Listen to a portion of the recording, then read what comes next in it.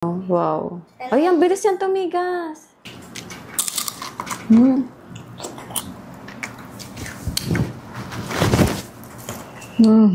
Tara, kain na tayo. Nasarapan o nag-enjoy ka din ba na gumawa ng nag-viral dati na tanghulo? Eto, may bago na naman na nag-viral na tanghulo 2.0. Ito yung strawberry na dinidip sa tunaw ng marshmallow tapos papatigasin din. Dalawa lang ang ingredients nito. May marshmallow at strawberry na bagong hugas.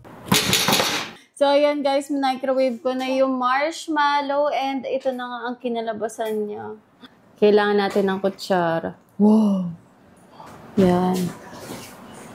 Ganyan, no? Paikutin natin.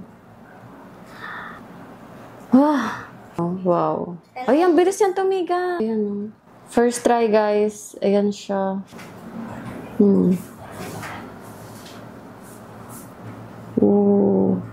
So, ito, guys. Yan, papatigasin lang natin to na very, very light. Ayan, actually, tumitigas na nga siya.